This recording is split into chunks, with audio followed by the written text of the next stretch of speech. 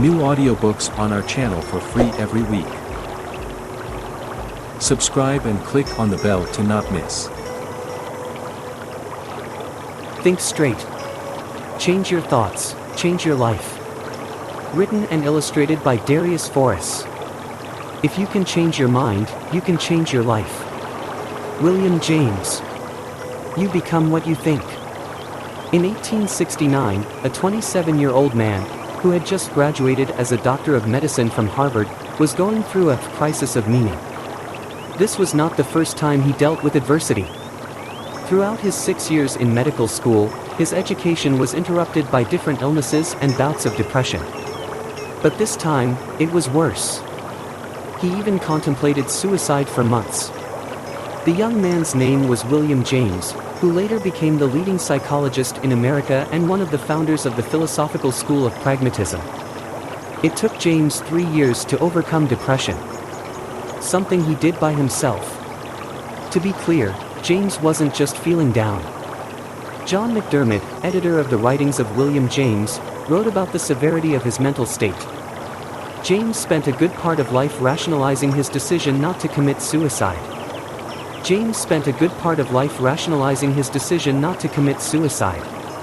During this time, James also had panic attacks and hallucinations. This wasn't new to him. His father faced the same agonizing things years before him. This feat made James believe that his condition was biological, and therefore something he couldn't overcome. But in 1870, James made a psychological breakthrough after reading an essay by Charles Renouvier, a French philosopher. In his journal, he wrote, "I think that yesterday was a crisis in my life." I finished the first part of Renouvier's second essays and see no reason why his definition of free will, the sustaining of a thought because I choose to when I might have other thoughts, need be the definition of an illusion. At any rate, I will assume for the present, until next year, that it is no illusion. My first act of free will shall be to believe in free will. This realization is at the core of pragmatism, the school of philosophy that James and Charles Sanders Peirce founded, years later. James realized that we have the ability to choose one thought over the other. In other words, we can control what we think. However, James doesn't say we can control our consciousness. When we sit down and observe our thoughts for a few minutes, we will notice that a lot of things flow through our mind. The thoughts are just there. Nothing we can change about that. But since we have free will, we can decide which thoughts we focus on. Hence, we can influence the direction of consciousness. This realization is critical to the way we live. It's the difference between, "I can't help but feel this way," and "I feel this way because I decided to feel this way." The emphasis is on deciding. And that's what this book is about, with practice. You can get better at controlling your thoughts so you can decide what you think. And with better control over our thoughts, we can improve the quality of our lives and the outcome of our careers. That's my proposition in this book. You have the ability to decide what you think. And since the result of your life depends on your thoughts, I think it's the most important thing in life. When we improve the way we think, nothing is impossible to achieve. That simple realization changes everything. Many great thinkers have written about the importance of thoughts. But William James' godfather, Ralph Waldo Emerson, who also inspired James a great deal, put it most simply, "You become what you think about all day long." I believe that's true. But we must realize that actions follow thoughts. That means you can't change your actions without changing your thoughts. Let's start. Why do we need a book on practical thinking? The human brain is the most important tool we have. It's more important than any technology, device, or instrument. Robert Greene, the author of Mastery, put it best: "If there is any instrument you must fall in love with and fetishize, it is the human brain, the most miraculous, awe-inspiring, information processing tool devised in the known universe, with a complexity we can't even begin to fathom, and with dimensional powers that far outstrip any piece of technology in sophistication and usefulness." However, there's one problem. We're born with this great tool, but we don't know how to use it properly. We're highly impractical beings. We think that we're good thinkers, but research paints a different picture. We think we make practical decisions that we base on logic.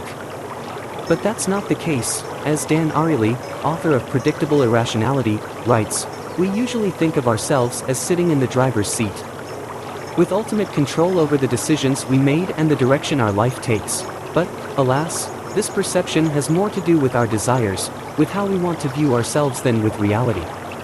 Emphasis mine, it's safe to say we're not practical thinkers. The proof of that is the list of more than 100 cognitive biases, or thinking errors, that scientists have found over the last century.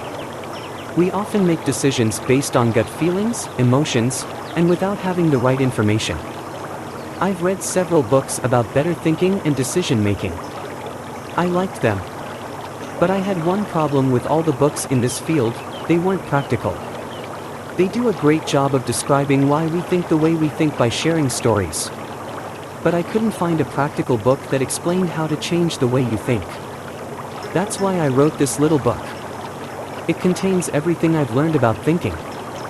My goal is to give you at least one idea that you can use to improve your thoughts, and consequently, your life, business, or career. That's why I share all my best ideas here. I wrote Think Straight in a way that you can read it more than once. And I hope this book serves as an anchor to you, especially during trying times.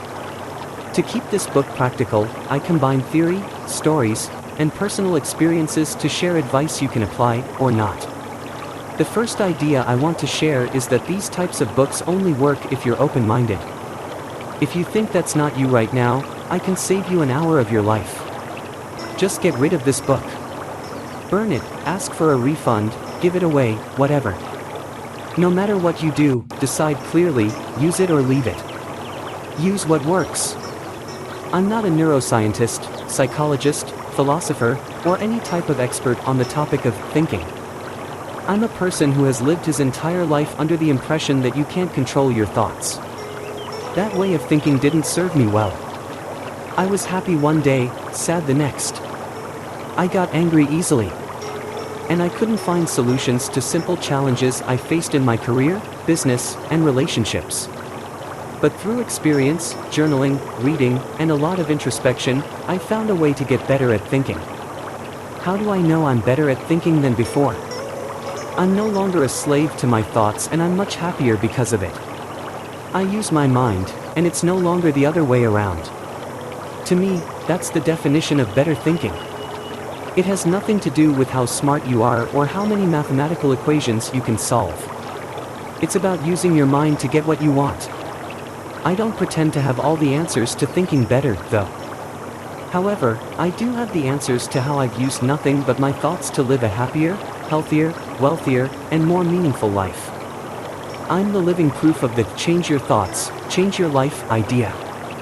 Only 3 short years ago, I was stressed out of my mind, gave up my entrepreneurial desires, and hated my life. I felt stuck. But I don't want to be too dramatic about my situation. I think we've all been there. And if you haven't felt stuck in your life, it's only a matter of time before you will. It's a natural part of modern-day life. I'm not trying to scare you, though. But you know how all these self-help books go, right? I was down and out. I lost all my money. I was depressed. My life sucked. But then I discovered X. And then my life changed. X is, of course, the idea they want to sell you. Since I'm honest with you, I'm no different. For example, in this book, I want to sell you on the idea of useful and useless thoughts. But there's a difference. I'm giving you my perspective, nothing more. It's up to you to decide what you're going to do with it. John Dewey, a pragmatist, and one of the fathers of functional psychology, famously said, "The true is that which works." But that doesn't mean we should believe everything we hear or read. That makes us delusional. If we want to think straight at all times, we must stay grounded, look at facts, listen to other people's perspectives, and only then draw practical conclusions. Clear thinking requires training. I view the mind as a muscle that requires regular training to keep strong. One way to train your mind is by learning new things. But I always thought that learning ends when your education ends. For some, that's when they leave high school. For others, it's when they get their bachelor's or master's degree. During our time in school, we learn new skills, ideas, and theories that change the way we think and operate in the world. But once we've established a way of thinking, we hardly change it. We prefer to entertain the same thoughts because they give us a sense of familiarity. We've learned that novelty is a scary thing, so we do everything to avoid it. We're creatures of habit who prefer relaxing our mind instead of straining it. I need to relax and watch something on Netflix, is something I hear almost everyone, of all ages, say these days. I've said it myself as well. That makes me wonder what we need rest from. From the repetitive tasks we do at work? From the familiar thought patterns we have? If you really think about it, we hardly strain our minds unless there's a specific reason, like a test or exam we have to take. Otherwise, we often think, what's the point? Well, the point is to train your mind just like you train your body to keep fit. You don't go to the gym for 4 years and quit for the rest of your life. So why don't you exercise your mind the same way you do your body? What's more, the mind is the single most important tool you have. And if you want to use that tool properly, you must train the mind. Stoic philosopher Epictetus put it best, the life of wisdom is a life of reason. It is important to learn how to think clearly. Clear thinking is not a haphazard enterprise. It requires proper training. The problem is that we don't know how we must get proper training, as Epictetus put it. For most of my life, my thoughts were out of control. I never thought about thinking. If you asked me to draw my thoughts, it would look something like this. That mess you see up there is how the inside of my mind looked like. It was pure chaos. Just a mush of positive, negative, sad, happy and, above all, confusing thoughts. I always thought to myself, why can't my brain stop? Where's the pause button? Looking back, I didn't know how to use my brain as the wonderful tool it is. From chaos to clarity. In 2014, I moved to London from Leeuwarden, the Netherlands, the city where I grew up. I went from a city with 100,000 people to a city where 7 million people live. Things were harder than I expected. Especially when it came to finding a place to live. After doing research and talking to my new co-workers, I learned that it was almost impossible to find an apartment in a short period without getting ripped off. Instead, I decided to rent a room, which was a lot easier, for 3 months. And I decided to explore different areas in London that were within an hour commute by public transportation to my work. That was my plan. And everything went well. At first. After 2 months, I found a small and affordable one-bedroom apartment in Earlsfield, in southwest London. I had planned everything. I cancelled the lease of the room I rented, and signed the lease for the new apartment. My parents and brother even drove over from Holland to help out. And because I didn't have much stuff, we could just use their car to move my things from the old place to the new place, which were only 10 minutes apart. In my mind, this would be the deal. I would just pack up my stuff, get the key to the new place, hand the keys back to the old landlord, and move into the new place, watch Netflix and relax. Also, I expected to do everything on the same day. Well, things didn't go as planned after all. My new landlady changed her mind last minute and decided not to rent out her apartment. She told me this a day before the day I planned the move. All of a sudden, I had no place to live and had an SUV full of my things. That night, in my parents' hotel room, I panicked. Big time. I don't know what to do. I have no place, my stuff is in a van, I brought you guys over from Holland, and now I'm sitting here like an idiot. I continued blaming myself for the rest of the day and evening. You're probably thinking, really? Yes. Looking back on this, I can't help but think that I may have acted a little bit too dramatic. Well, let's just call it like it was, I was overdramatic. And not just a little. That's exactly why I picked out this example, because it shows how stupid I was in my thinking. I spent so much time in my head that I had lost sight of the situation. I wasn't thinking clearly. And for what? Some first world problem? Come on. The next day, I woke up, and with the encouragements of my parents and brother, I decided to stop feeling sorry for myself and to start finding a solution instead. I said to myself, think straight. I knew I had to replace the mess with clarity. I wanted to get straight to the point. I pictured this, on the left, a mush of useless thoughts, worry, stress, suffering, confusion, not knowing what to do. On the right, one straight thought that has a single, useful purpose. I wanted to start using my mind as a tool. In the case of my London story, I needed to look for a solution, fast. It turned out that was easy, once I started thinking straight. I booked an Airbnb until I found a new place. In the end, we stayed in an Airbnb for a week. The landlady changed her mind again and decided to rent the apartment to me anyway. So, all my stressing, worrying, and thinking were especially useless. How often does that happen? We're always so quick to judge and draw conclusions based on our assumptions.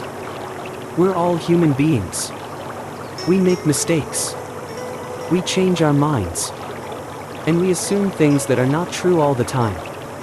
That's normal. What's not normal is to let your mind go out of control. And after many other useless thinking episodes, I decided to change.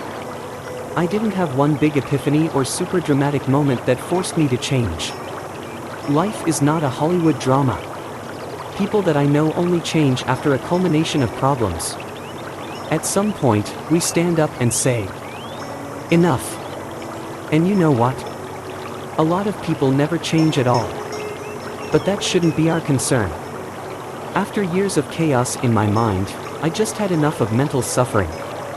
I can't make it any prettier than that. You don't need an all is lost moment. Those type of moments almost never happen. About 2 years ago, I started changing my thoughts. And I've learned to replace the chaos in my mind with clarity. Now, there's peace. In the rest of this book, I'll share with you exactly how I did it. But first, I want to share a brief history of thinking. A very brief history of thinking. Thoughts are important. But not all thoughts are equal. The quality of your thoughts matters the most. Roman emperor and Stoic philosopher Marcus Aurelius said it best, the universe is change, our life is what our thoughts make it. A quick look at our surroundings shows us that life is changing faster than ever. Jobs disappear, smartphones turn you into a zombie, education costs you thousands, the cost of living increases rapidly, salaries don't, you have less time for yourself, and so on. Life changes so fast that it seems like you wake up in a new world every day. What do your thoughts make of that? If you're anything like me, these developments cause a lot of thinking, aka worrying and uncertainty. How do I survive? How do I adapt my business to changing markets? How do I advance my career? How do I not lose my mind? Mastering your thoughts is challenging. The desire to master our thoughts is as old as modern civilization. Ever since the 5th century BC, philosophers from all ages and regions agree on one thing: the human mind is an instrument that solves problems. And many philosophers argue that the quality of your thoughts determine the quality of your life. From Confucius to Socrates to Descartes to William James, they all talk about their method of thinking, a way to view the world. Most of us know the Socratic method of questioning everything, even yourself.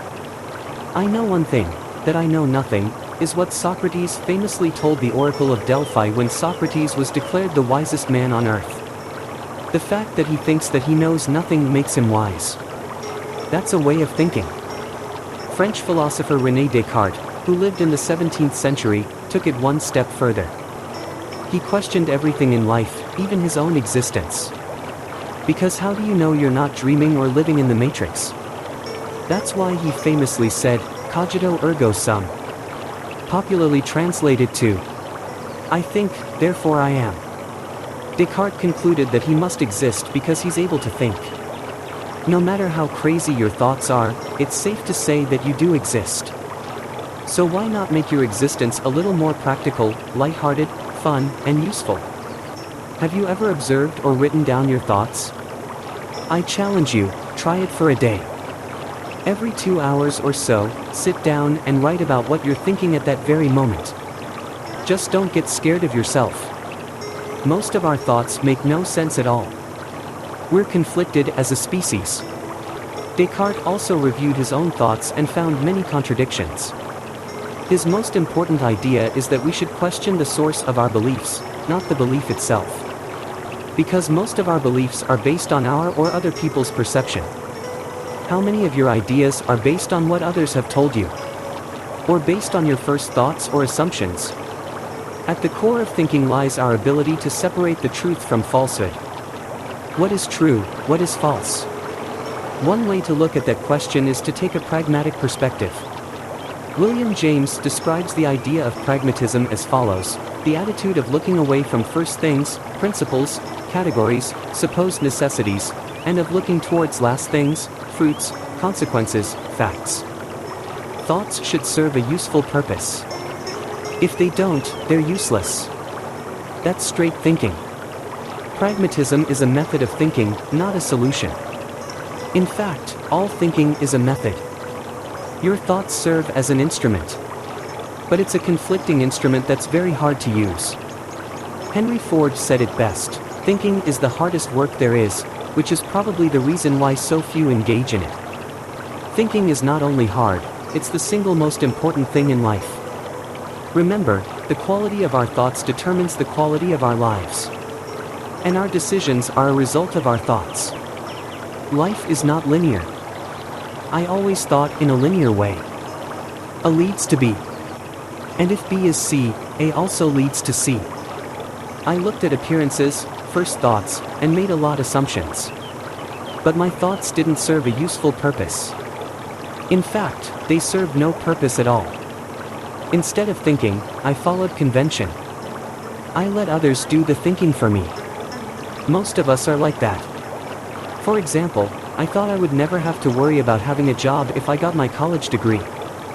I honestly believed that until I was about 26 years old. I figured out the hard way that nothing is guaranteed in life and that you have to work hard to earn money. And that making money has nothing to do with your degrees. If I had to pick another predictor of career success, I would say it's skills. The better you are at something, the more value you can provide to others, and the more money people are willing to pay in exchange for your value. Also, achieving a goal never happens linearly. Most of us believe there's a straight line from where you are to where you want to be. Let's say your goal is to start a business so you can have more freedom in your life. That was always my goal. I thought I would just work on it until I achieved it. But that's not how it worked out. I had to take a lot of detours. I worked for many other people in between. I also started businesses that failed. Understanding that life is not linear helps us to change the way we think. Along the way, I got discouraged a lot and almost quit.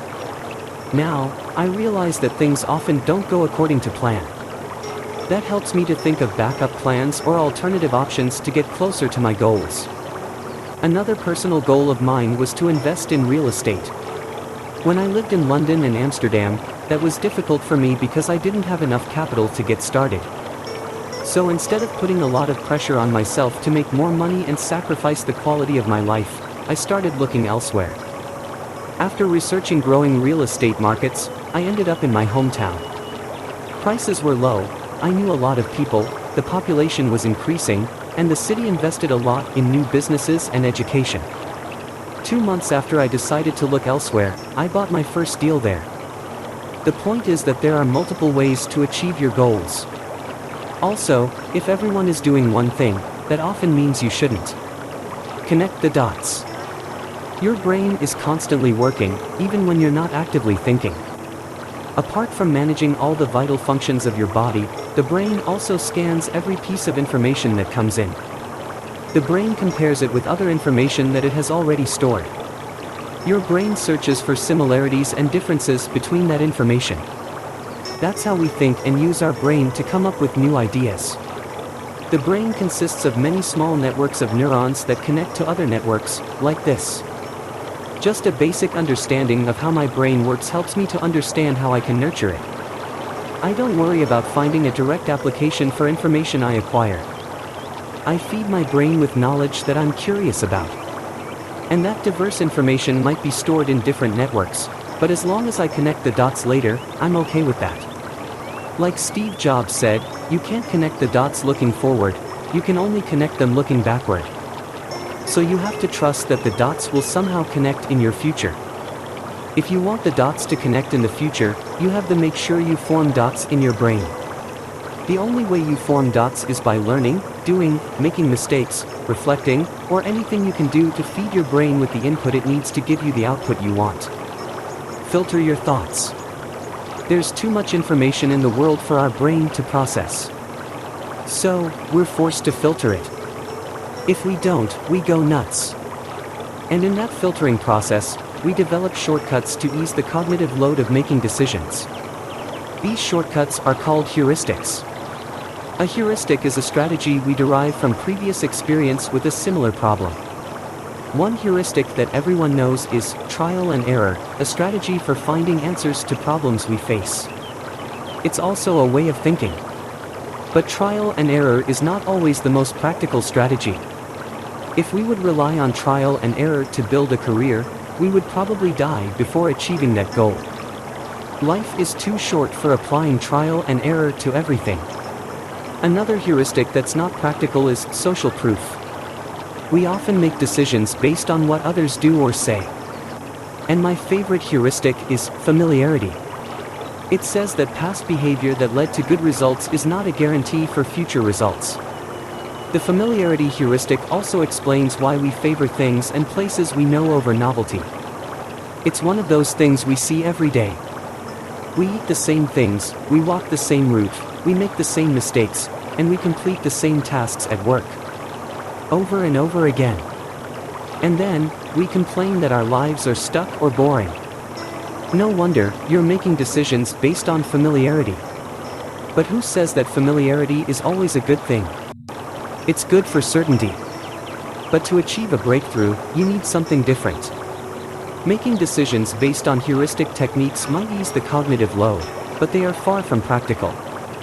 And often, heuristics lead to unsatisfying outcomes. If that's the case, take it as a sign that you must change something. Instead of relying on heuristics to filter information and make decisions, rely on the main idea of pragmatism. True is what works. But don't take it too literally. Taking drugs works for me, is what a contentious friend told me after I shared this idea with him. And he's right, you can't take this idea too literally. But what can you take literally in life? Take the platitude, good things come to those who wait, for example. I don't have to explain that it doesn't mean you should sit at home and wait forever until good things happen. Look at the true is what works idea as a filter that you can apply to all the information that goes into your brain. When faced with decisions, I ask myself, will the outcome of a decision change the way I live? If you ask that yourself consistently, you'll find that you automatically filter out useless information and only make decisions that have an actual impact on the outcome of your life. You force yourself to use whatever works, what's useful, and what impacts your habits. For example, conventional thinking says that bigger cities also bring you bigger opportunities.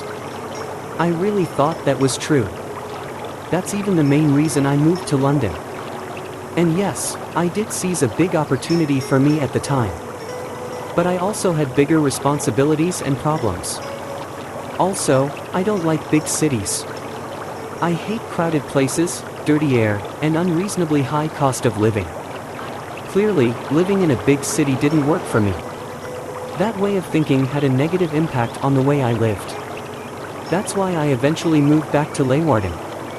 It's quiet, I know a lot of people here, I can work less, make more, and I can drive anywhere in the city within 10 minutes. However, I also realize that for most people, my way of living doesn't work. They might find it boring or not exciting enough. So what? Do what works for you. Stop thinking. Thinking is difficult. I never knew how to stop. It's easy to stay inside your head for hours, especially when you're in bed at night. But I can confidently say that 99% of all my thoughts in the past have been useless. I didn't do anything with my thoughts most of the time. I didn't solve a problem.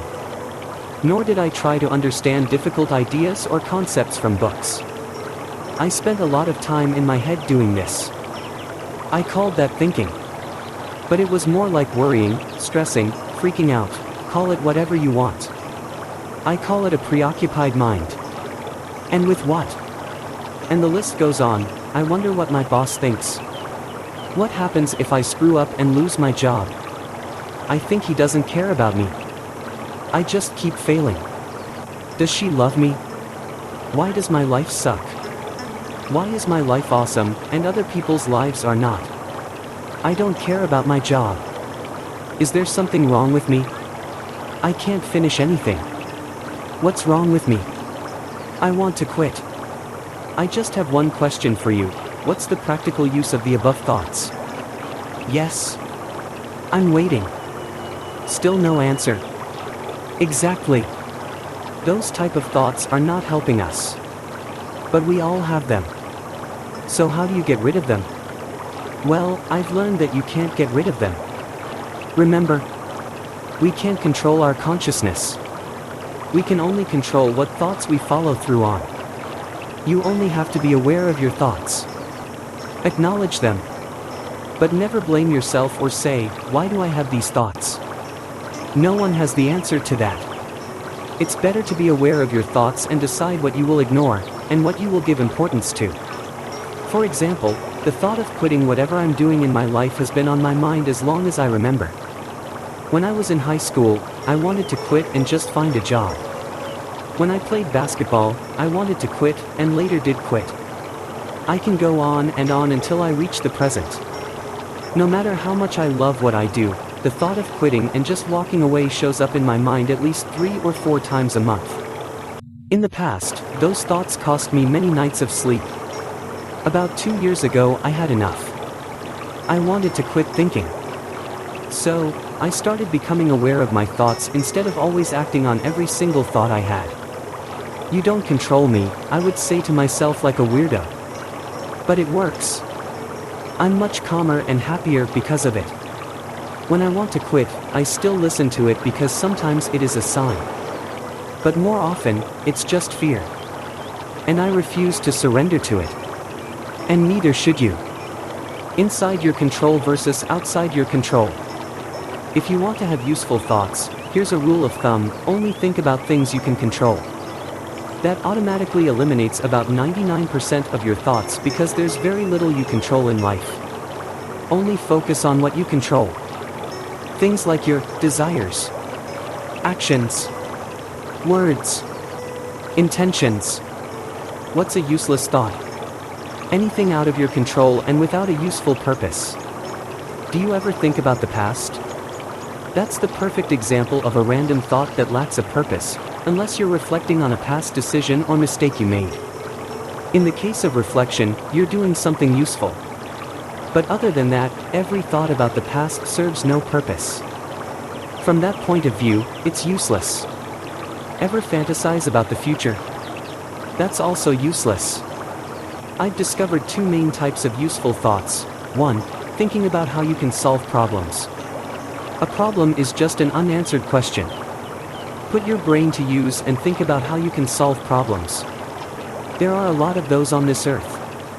2. Understanding knowledge. That means this: try to internalize knowledge and think about how you can use that knowledge to improve your life, career, work, relationships, etc. That's it. You can ignore every other thought. If you're constantly thinking without a useful purpose, it's because you haven't trained your mind yet. You have to get out of your head. If not, you'll go mental. Everyone will. No exception. Ask yourself, is that worth it? Do you really want to waste your time, energy, and life on useless thinking? You and I both know the answer to that. Commit to stop thinking about useless things. Start taking control of your mind. All that worrying about the past and the future is not going to help you. It never did. And it never will. Don't trust your mind. Have you ever made a decision that seemed illogical looking back?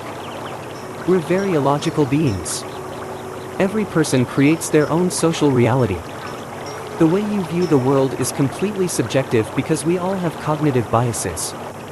The concept of cognitive biases was introduced in 1972 by 2 psychologists, Amos Tversky and Daniel Kahneman. A cognitive bias is a systematic thinking error that impacts judgments, and therefore, our decisions. My favorite cognitive bias is the attentional bias. It's scientific evidence for the idea that your life is a result of your thoughts. The attentional bias states that our perceptions are affected by our thoughts. And naturally, our perceptions determine our actions and decisions, which make up our lives. If you have negative thoughts, you also have a negative perception of life. That's what it says. Our mind might be illogical, but it's also simple at the same time. Take one of the most well-known cognitive biases, the confirmation bias. It explains the behavior of confirming our preconceptions. If you believe in something, you will try hard to find information, clues, and signs to back that up. In other words, you do everything to prove you're not wrong. Instead of looking at facts, you look at beliefs. And that's what all cognitive biases do. As of this writing, there are 106 decision-making related cognitive biases known. I've read about most of them. And I've read several books and studies about cognitive biases too. My conclusion is that your mind can't be trusted. Maybe my conclusion is also a cognitive bias. Who knows? What it comes down to is this: avoid making decisions based on beliefs, obvious logic, and even science. Scientists are also human beings. That means they have their own cognitive biases. They are notorious for finding evidence for their preconceptions. The solution to making better decisions is not more knowledge. Instead, I found that a pragmatic and neutral perspective leads to better informed decisions. Unfortunately, there's no such thing as the best decision. If that was the case, we lived in a perfect world full of people who made logical and practical decisions. I like to look at it this way: there are only good informed and bad informed decisions. It's very appealing to think we've got it all figured out because we've read a few books or studies. There's just one problem: you still can't trust your judgments, no matter how much knowledge you have. Being aware of that simple thought helps you make better informed decisions. Every time I'm stuck in a thinking pattern, I try to break away by looking at the list of cognitive biases. It's free and easy. Just go to the Wikipedia for list of cognitive biases. You'll find that most biases seem like common sense. And that's exactly the point. Cognitive biases explain our illogical behavior. Look at facts. I hate assumptions. And yet, I assume things all the time. When someone doesn't answer my email, I assume they don't care. When someone apologizes, I assume it's not genuine. When I have a headache, I assume I'm ill. I know I'm not practical because assumptions are not facts. If you want to think straight, you discard all assumptions, and only look at facts. William James said it best in one of his lectures about pragmatism: the pragmatist clings to facts and concreteness, observes truth at its work in particular cases, and generalizes. To make things simple, let's look at two ways of making a decision. One based on facts, and the other based on assumptions. Does your product solve a problem? Or do you assume it does? Are you able to raise money for your startup? Or do you assume you will? Will you get a raise? Or do you assume your boss will give it to you? Is the sale a done deal? Or do you assume your client will sign? Do people like your art? Or do you assume they do? I like to avoid assumptions as much as I can. I prefer to look at facts and then draw conclusions. What if you can't rely on facts? Well, sometimes you just can't find facts, or you have to make a quick decision. In those, very rare, cases I prefer gut feeling. Whatever you do, never waste your thoughts on other people's ill-informed opinions and guesses. True versus untrue. In the previous chapter, we talked about looking at facts. But are facts also the truth? The answer is no. Confusing, right? It's just like life. For example, does God exist? I don't know. I've never seen any evidence. Does that mean God is not real? It doesn't matter what I think. If God has an impact on the way you live, it's true for you no matter what scientists say. Friedrich Nietzsche, the German philosopher who had a profound impact on Western philosophy, famously said, "There are no facts. Only interpretations." Nietzsche was a man of true self-knowledge. Sigmund Freud even said that he had a more penetrating knowledge of himself than any other man who ever lived or was ever likely to live. He was a very analytical thinker, especially when it came to his own thoughts. When Nietzsche said that there are no facts, he meant that we, as human beings, ultimately rely on our interpretations of reality. There's no way to confirm reality objectively. That doesn't mean nothing is real and that we're all living in a big dream. We just have to realize that facts are not the same thing as the truth. That simple thought saves you a lot of energy because it means no one can be right or wrong. Don't bother with convincing people with different opinions of the truth. It's just not a practical thing to do. Save your energy for other, more useful things. Take your time to think. I used to think that smart people are fast thinkers. He thinks on his feet. He's really smart. I tried it for many years.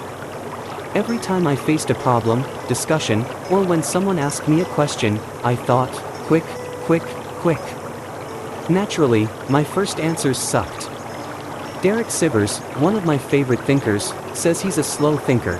It's a common belief that your first reaction is the most honest, but I disagree. Your first reaction is usually outdated. Either it's an answer you came up with long ago and now use instead of thinking, or it's triggering a knee-jerk emotional response to something that happened long ago. Thinking things through takes time. Every time I gave a quick answer, I wasn't thinking at all, I was impulsive. Derek Sivers trained himself not to trust his first thoughts. That's also what he did when his email consumed too much of his time and attention. Being a public figure, Derek received a lot of emails from his readers. Most of them contained quick 5-minute questions. But as he says, if you get 100 of those questions, that adds up to 8 hours in a day. After answering 192,000 emails between 2008 and 2016, Derek knew he needed to do something about it. So he planned to go off the grid like a modern-day Henry David Thoreau.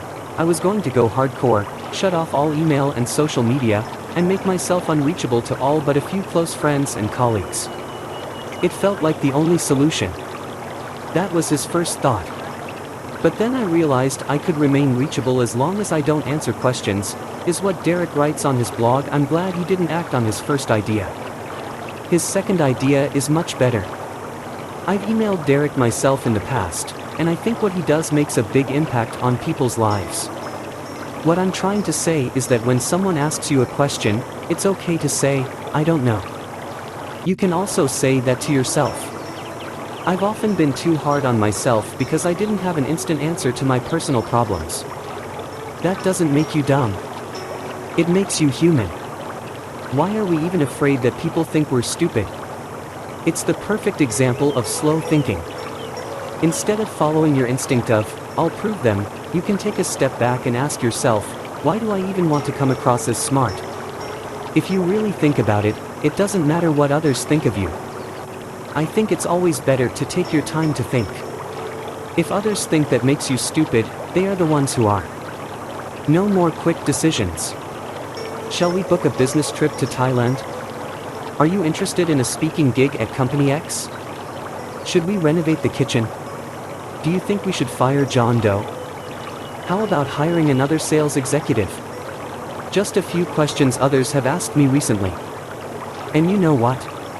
Just as I like to take time to think deeply about my challenges, I also take time to think quick decisions through.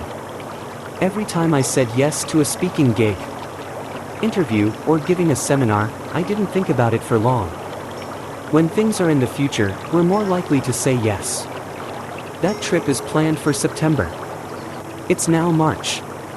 That's ages from now. And without thinking about it, you commit to a 5-day business trip or family vacation. But when September comes, you're either in a great professional flow, have other, more important, commitments, or are in the middle of something else. Now, all of a sudden, that quick yes from ages ago is on your mind all the time. Should I cancel the trip? Should I go? Should I go for 2 days only?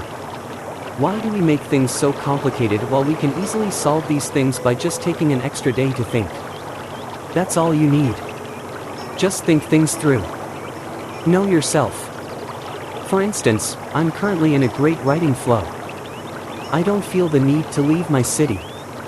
I have a set routine every day, and it works very well for me. I feel happy, and I enjoy my life a lot. When I go away for even a weekend, my whole routine can be messed up. And then I need another 2 weeks to get back to my old self. However, I don't always have this mindset. Right now, I'm working on this book, opening a new office, and buying a new apartment. I'm focused on a few important things. But other times, I'm more flexible and actually do like to travel, visit friends, business partners, and live a looser lifestyle. That's why I now take more time to make decisions. Instead of following my first thought, I say, please give me a day or two to think about it. That's all you need. Release your mind. Once I changed my perspective on life, I started straining my brain every single day. I started reading 2 hours a day and taking extensive notes of the things I learned. I also started writing articles to share the ideas I learned. In the beginning, I felt like a new world opened up to me. I couldn't get enough of learning more. I bought new books every week and devoured every piece of new knowledge I could get my hands on. But after a few weeks, I had a mental breakdown. All of a sudden, my mind froze up. I felt blocked. I couldn't think, read, or write. My head hurt all day long. That went on for a few days, almost a week. I felt ill and I didn't understand why.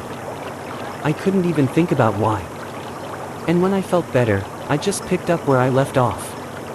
This time, I went on for longer, about 2 months before I hit another wall. But this time it was different again. No matter what I tried, I didn't feel like I was improving or learning new things. But I kept going and pushing through the difficulty. After this pattern occurred a few times, I finally understood what was going on. Training your mind happens in stages, and before you can move on to the next phase of your learning development, you have to get through a wall. I believe that both learning skills and developing yourself happen in stages.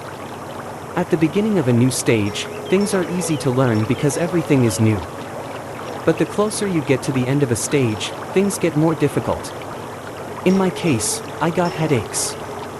But I wasn't near the end yet because, after a short setback, I got back at it again. At some point, you hit a big wall. That's the mental breakdown. It's also a point at which you want to give up whatever you're trying to achieve, writing a book, starting a business, changing your career or leading a group of people. When you hit a wall, everything stops. The book all of a sudden seems useless. Words have been our primary way to communicate. And that's why we also think in words. When I think, I talk to myself. And when I take notes, I also talk to myself. Create a chapter about drawing your thoughts, is what I wrote in my notebook when I came up with the idea for this chapter. I find that fascinating. One of the best-known thinkers of all time, Leonardo da Vinci, thought visually. How do I know this? I took a look at his notebooks, which you can easily find if you Google them. Here's an example. Now, we don't have to become this great at drawing, but I think we can still learn something. Drawing frees your mind from the constant verbalization. I started drawing the images for my blog posts over a year ago. My drawing skills haven't improved, but my articles have. And one of the reasons is that I take time to think about how I can visually share my idea. I want readers to immediately get what I'm trying to share in the article by looking at my drawings. That's why I think a lot about visualizing an idea. Sometimes I draw a graph, sometimes I emphasize a sentence or word, and I even make simple cartoons. After I make the drawing, I often edit my article to make my idea clearer. And some articles even start with a drawing. This book also started with a drawing. It's the drawing I used in the From Chaos to Clarity chapter. Here it is again. I made that drawing without a purpose. I was just visualizing some of my ideas. One of my ideas is that it used to be chaos in my mind, until I found a way to overcome it. As a result, I think clearly. That's the whole drawing. And now it's a book. Be yourself, not what you should be. Conquer yourself rather than the world. René Descartes. I'd like to ask you a few questions. What are you good at? What are you bad at? How do you learn new things? What are you passionate about? What do you dislike? In other words, who are you? What's your DNA? Sure, biologically we're all more or less the same. We all have organs, bones, blood, nerves. We also all die. Why is self-knowledge important? I never had a clue. In all my years in school, no one ever talked about knowing yourself and why it matters. But it turns out that a lack of self-knowledge is the reason why I made the wrong decisions in my life. The jobs I had.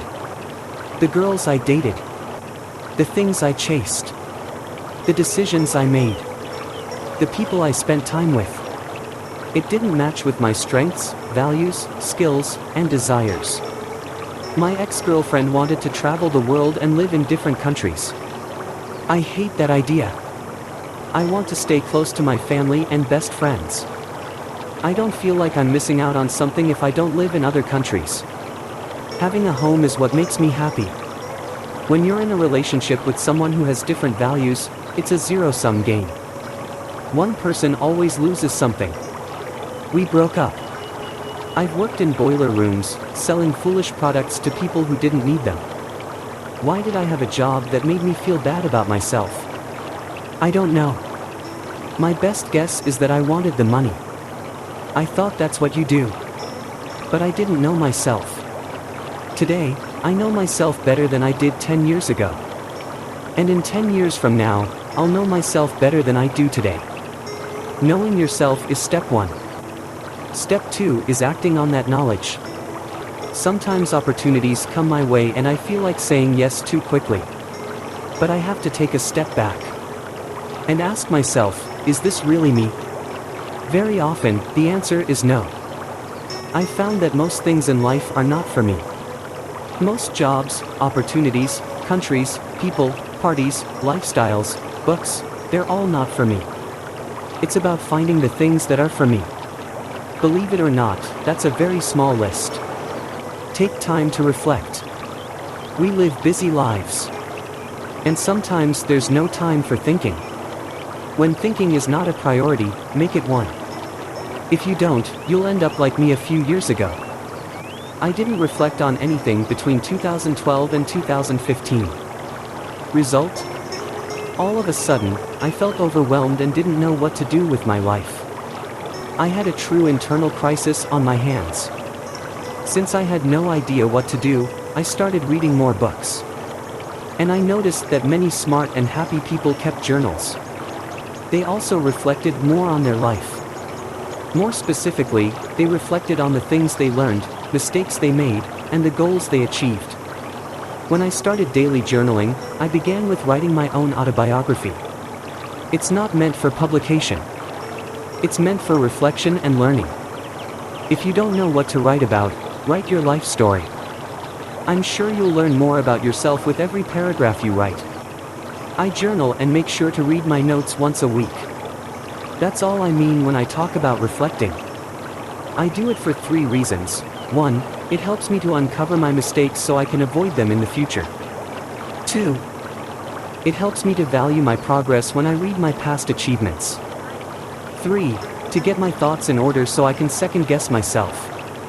That helps me to make better decisions. In short, I journal and reflect because it's useful. My money rules. One of my friends told me he hates his job.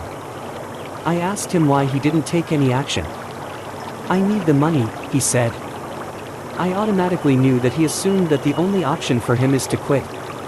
The reason is that we become too dependent on something when we give it too much importance. There's a simple solution to devalue the value of money. I live by these 5 rules. That's what I've done for the past 3 years. And I haven't had a single thought about money.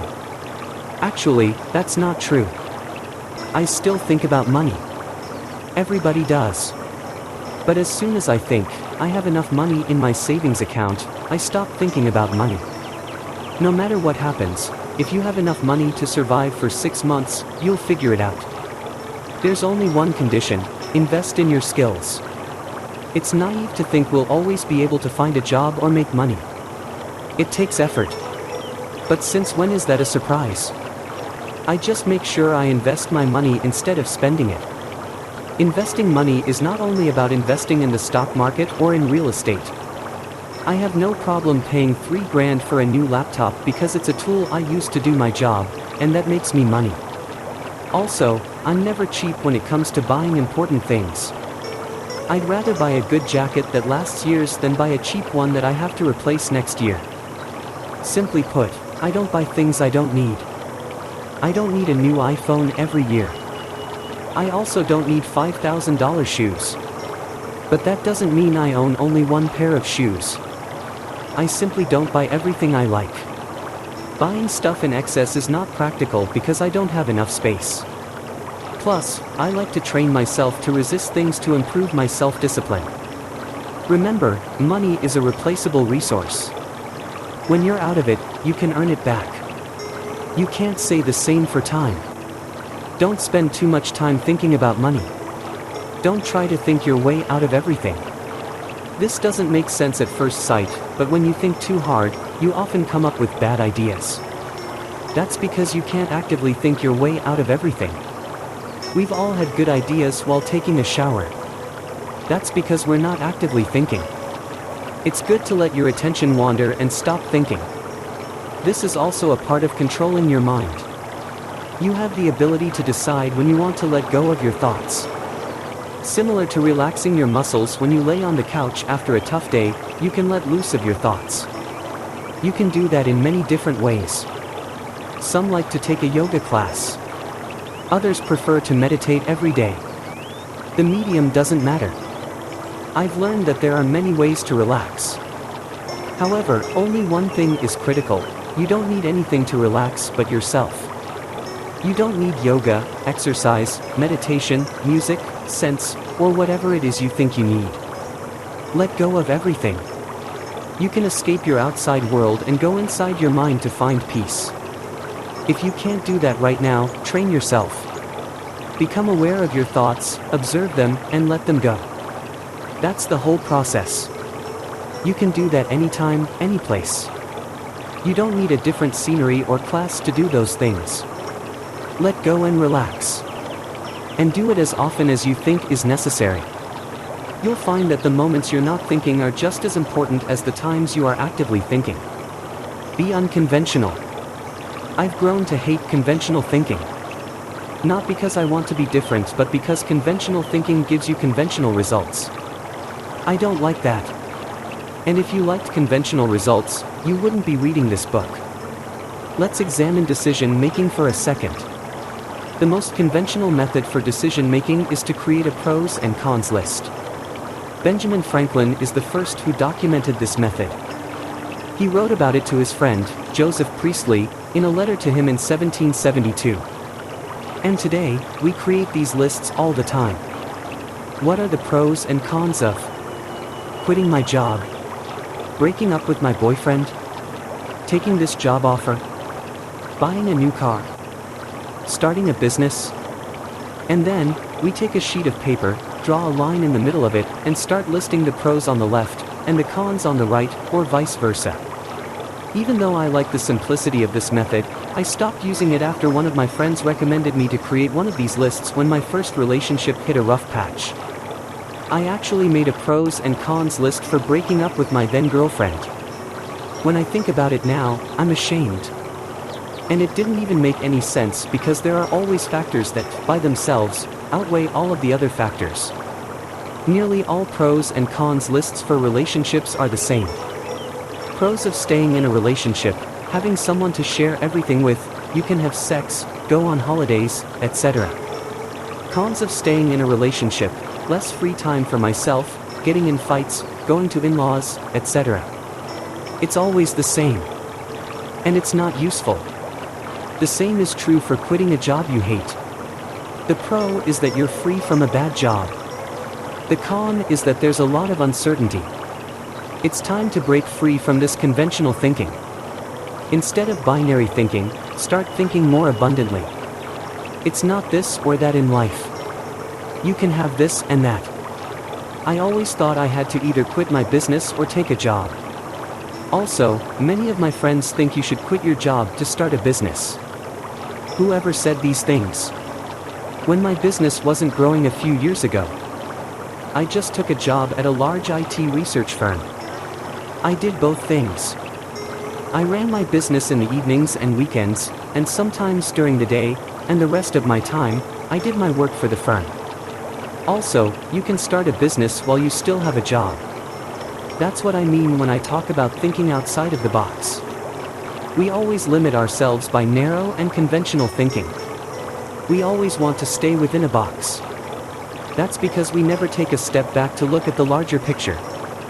Take a look at the drawing below. If you're standing inside the maze, you'll probably start walking towards the middle, right? That's what you should do when you're in a maze. However, this maze is different. The prize is not in the middle, it's outside the maze.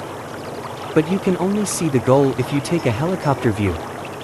It's impossible to see the goal from within the maze.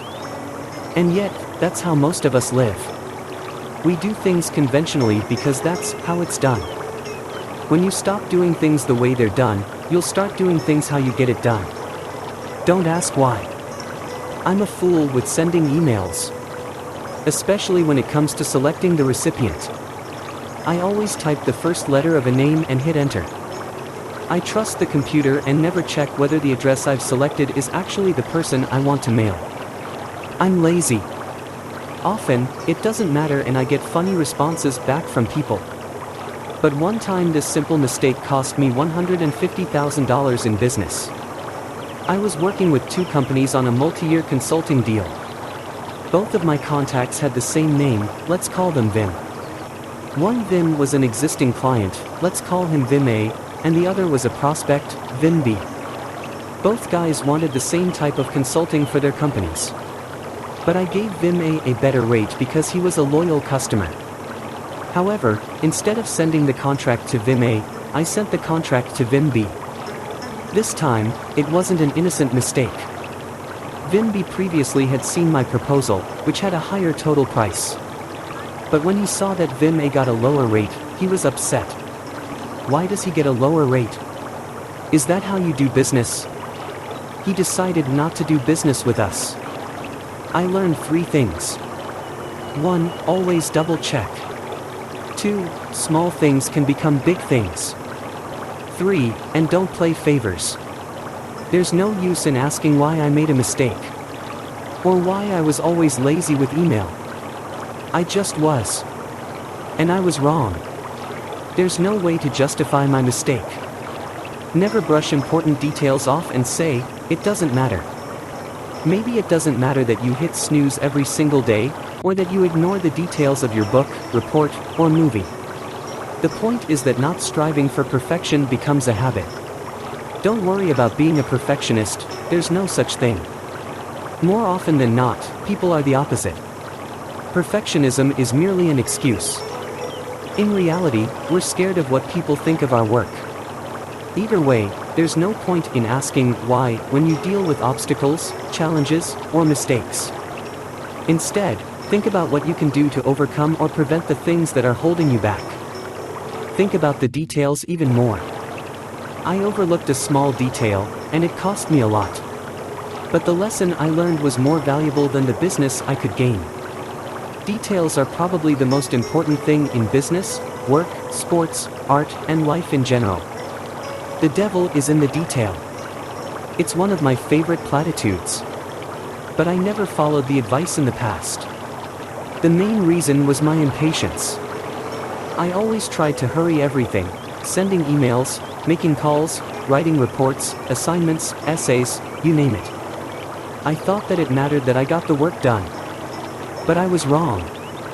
Because things often seem easy from the outside. Until you start doing them. This book took me 15 months to write. I spent countless hours researching the topic. I also spent hours on writing, editing, cutting, writing more, and editing it again. And then, again. I also changed the title 3 times, and the subtitle even more than that. My first title was The Art of Practicality. I initially liked it a lot because it sounded familiar. But as I started writing a book about thinking, I also applied the methods to my own book. So I thought, what does the art of even mean? I didn't have a good answer. I took that as a sign that I needed to change the title. You know what's funny? My second title was The Power of Pragmatic Thinking. Like a genius, I came up with another generic title, which was even longer than the previous one. Do you know how many books start with The Power of? A quick book titles search on Goodreads with The Power of gave me 83,895 results. That's a lot of books with those words in the title or subtitle. One of the things I've learned about writing books is that you must stand out somehow. No one cares about a better book on thinking. Instead, it's likely that you picked up this book because you expected something different. But with the previous titles that I had drafted, I knew no one would think it'd be different. 2 weeks before I published Think Straight, I started promoting it on my site and social media. And quickly, my readers became excited. Soon, emails like these came pouring in, "Can't wait for the book." Well done. I am so excited to read your new book. What a determined person you are. I look forward to Think Straight. I love my readers. That's why I put in a lot of time to get the title right. At that time, no one had read the book. But based on the title, readers were already excited. And that was my goal. To everyone who emailed me before the launch, I hope I delivered, winky face. Thinking about details is nothing more than doing your job. If you're a writer, your job is to write the best book you possibly can. If you're a designer, your job is to create the best design you can. You're not here to write one book and call it quits. Or to design one product and retire. If you want to grow, financially, spiritually, mentally, you must revisit the details all the time. Never underestimate or overlook details if you want to do a job right. And if you don't, it's better not to do it at all. Take thinking out of the equation.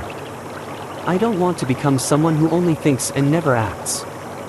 In fact, the only reason I think is that I want to do more with my life. I like to get more out of it because it gives me satisfaction. That's why I don't like to think on an average day. Sounds paradoxical, right? You say you should think better, but now you're saying you're thinking less yourself. That's exactly what I'm saying. Improve the quality of your thoughts, so you improve the quality of your actions. And always have an imbalance. Action. Thinking the best way to make sure you act more is to rely on habits. Take exercise. I've struggled with staying in shape for all my life. And I was overweight for years. I always played mind games with myself about exercise and diet. Should I go for a run or go to the gym? I'll have this bag of chips and hit the gym tomorrow. What days should I exercise? Mondays, Wednesdays, and Fridays. Or maybe Tuesdays and Thursdays. That's too much useless thinking. Instead, I've made a few basic rules. Exercise at least 30 minutes a day, every day. Don't burn yourself out, don't go all out. Eat healthy, no junk food. Don't consume more calories than you burn. Keep track of what you eat and how much you exercise. When you combine a few rules, you have a system. And a system helps you to take the thinking part out of the equation. The only thinking you need to do is when your system doesn't give you the results you want. If my system would make me feel bad or gain weight, I would rethink it. And even if it works, a system is never perfect. That's why I regularly think about what I can change or how I can improve my systems. Don't live with regrets. Growing up, my grandmother was always around. She was a very kind person. Maybe too kind because she made many sacrifices in her life. For her parents, brothers and sisters, husband, and later on, her children. That's also a part of life. You can't live together and build a strong family without giving. But the biggest sacrifice she made was to live in the Netherlands for the last part of her life instead of her home country of Iran. As long as I remember, she always talked about the past. Always. And especially during the last few years of her life, she almost cried every day because of regret. Fortunately, my mother, father, brother and I visited her often and cheered her up. But through the laughs, I could see the regret. It was always present. I've learned many lessons from my grandmother. Mostly about kindness and the importance of having strong family values. But the most important lesson I've learned was that you don't regret what you did in life, you regret what you didn't do. And when my grandmother passed away in January 2015, I decided to live by that lesson no matter what. For example, I always thought I wanted to travel the world and live in different cities. I know, it's not an original goal.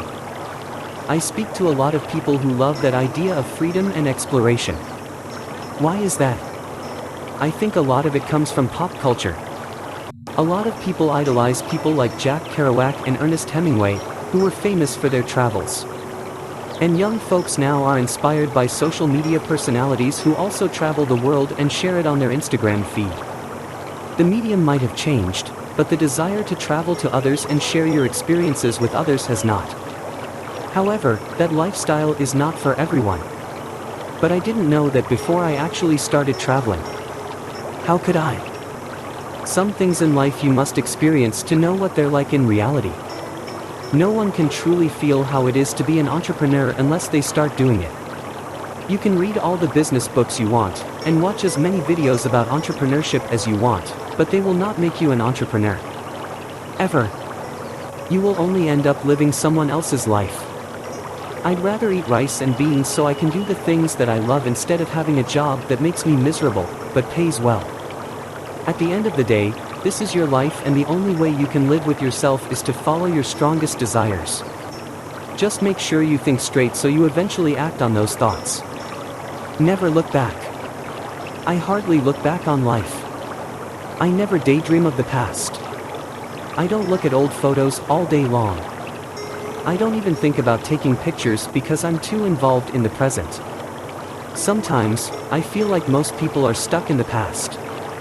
They live their life in the past tense. Instead of enjoying a moment, they grab their phone and take a picture of it. Instead of living life through a lens, I prefer to be present at all times. Now, I must be honest that I fail to be 100% present. However, I intend to live now. And I know I'm successful because I never have the urge to relive the past. I'm too busy enjoying now. That doesn't mean I never stop to take a family picture. I just don't go around snapping millions of pictures that I will never look at again. Think about it, when do you have the time to take a look at all your memories?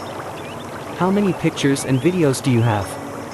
How many old documents, old diplomas, memorabilia, and other physical things do you have stored that remind you of the past? If you're having a hard time letting go of the past, let me make it easier for you. You'll never going to. Use your first iPhone that you've kept in your desk drawer for years. Edit that video from the weekend trip you took with friends. Look at your old school papers, essays, and grades. Wear those old clothes you have in storage. Do anything with the object that reminds you of your first date. When we hold on to a lot of things in the past, they form an obstacle to living in the present. The only useful purpose I can think of for looking back is to learn. You can draw many lessons from looking at your past. That's why I like to journal. I regularly go back to my journal entries to understand my thought process at the time. Especially when something doesn't work out the way I want, I go back and try to understand why. For example, in 2017, after 2 years of regular blogging, and building up a newsletter with more than 22,000 members, I decided to start a paid membership site. Before I started the membership site, I contemplated it excessively. If I get 1,000 readers to support me with $5 a month, I can make a living off writing, training, and helping others. The paid members will get exclusive content from me. That's a good value proposition. That was my thinking process. I came up with the number 1,000 because of Kevin Kelly's seminal article, 1,000 True Fans. I also studied how other bloggers started their membership sites. Everything looked good on paper. And I had sold hundreds of online courses before that, so I knew people valued my work. But things didn't turn out as I expected. After a month, 78 people signed up. After 6 weeks, I pulled the plug on the membership site. Many of my friends, colleagues, and even paid members told me I stopped too quickly. Maybe so. However, I'm not the type to quit when things are hard. I've thought about quitting education many times during my 5 years when I was getting 2 degrees. I also thought about quitting my family business many times because it's very hard to make a living. But that's never going to change. No, instead, I quit my membership site because I thought straight. At this rate, it takes me more than 12 months to get 1,000 paid members. Plus, within the first month, half a dozen people canceled. So if I take cancellations into account, it will take me even longer. Also, during the past 6 weeks, I've felt an obligation to provide exclusive content to my paid members. I want them to get something out of the membership. That pressure costs me a lot of time that I could spend on growing our family business or my coaching practice. All in all, a membership site is not the right strategy for me. Instead of making a simple calculation of 1,078, I thought further than that. How can you get people to stay? How much work does it take you? And what are alternative ways of achieving my goals? There are many other ways I can help others. There are also many other ways for me to make a living. That's why I decided to pull the plug on my membership site after only 6 weeks. If things don't work out, it's not the end of the world. Make a decision. Stand by it. Move on.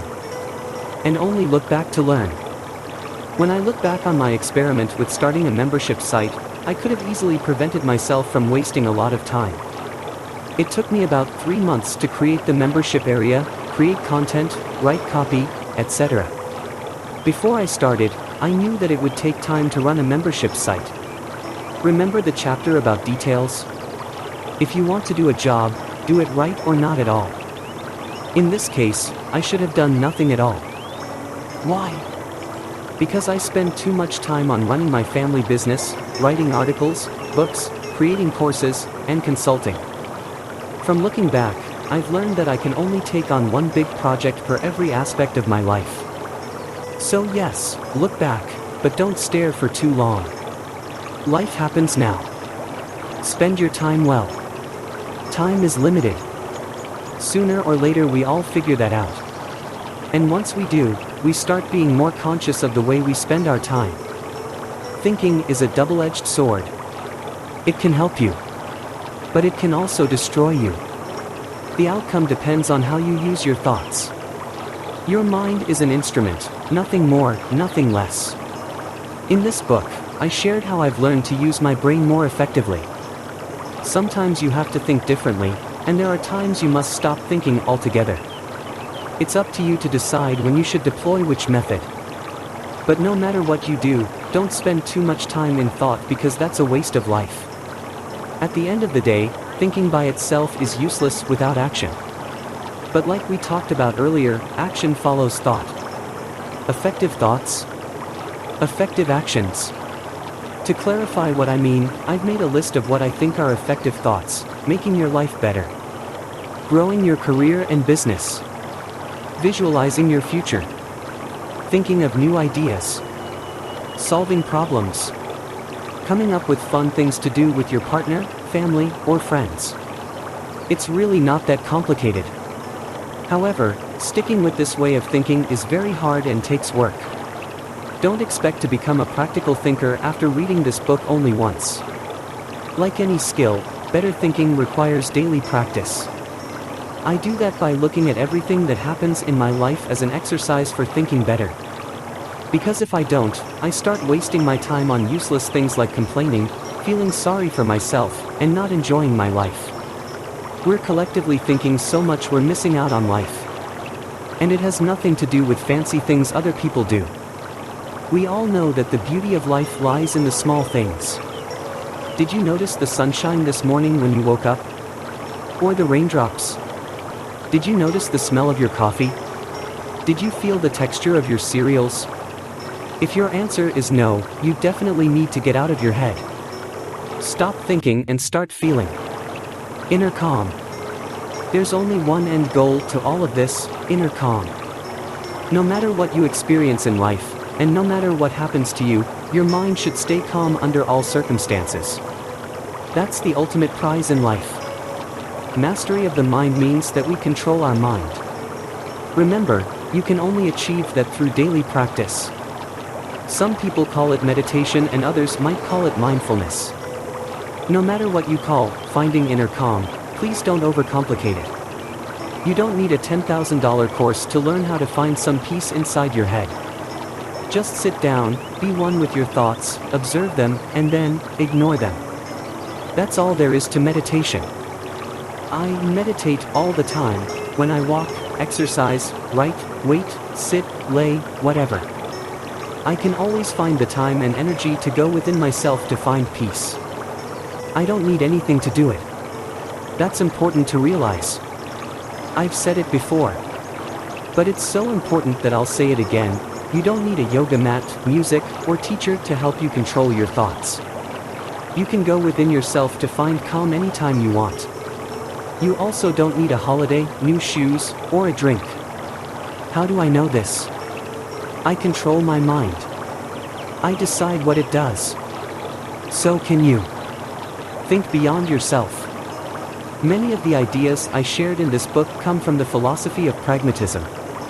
If you Google pragmatism, you'll probably read that the philosophical movement was founded by Charles Sanders Peirce, a former professor at Johns Hopkins University. But if you look closer into the story behind the philosophy, you'll find that it was William James who actually credited Peirce as the founder in 1898. Even though Charles Sanders Peirce was a well-respected academic during the 1880s, he had fallen from grace by the end of the 19th century. James and Peirce got to know each other during the 1860s when they were both students at the Lawrence Scientific School at Harvard. Peirce, once considered as a prodigy of mathematics and logic, went on to become a professor at Johns Hopkins University. But he lost his position in 1884 due to a scandal involving his remarriage. It's truly a sad story. Peirce's first wife left him in 1875, and shortly after that, he became involved with another woman, while still being legally married. However, his divorce became final 8 years later. During those 8 years, he lived with a woman he was not married to. Apparently, Simon Newcomb, who was Peirce's colleague, told on him. Consequently, he was let go in what became a public scandal. Sadly, Peirce never found academic employment again and lived in poverty for years after he was fired.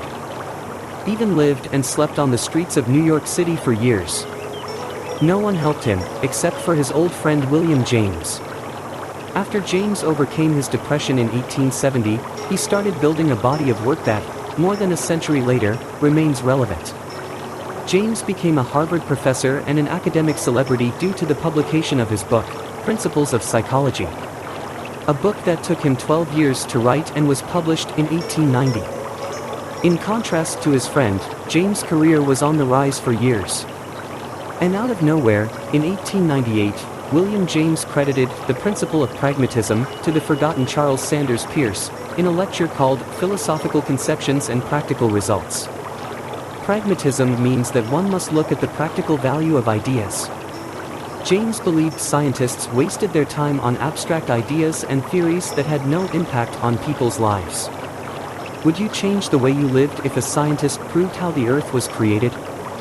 Louis Menand, author of Pragmatism, a reader, says of the principle of pragmatism that we can never hope for absolute proof of anything. All our decisions are bets on what the universe is today, and what it will do tomorrow.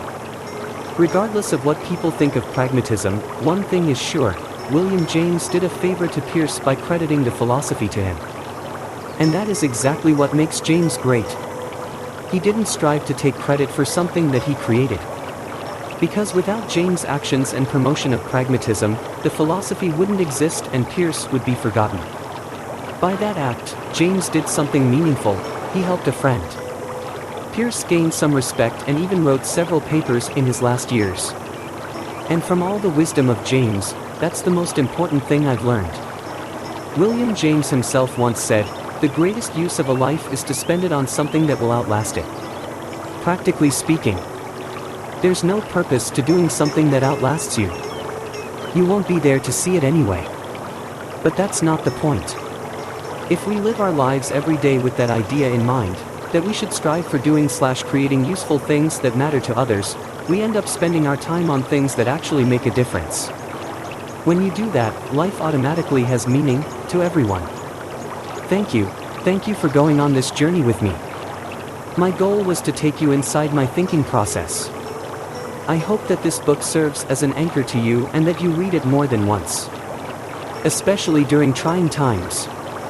I appreciate that you took the time to finish Think Straight. Deciding to read one book over the other might seem small to a reader who has millions of options, but to me, the author, it means everything. So, thank you.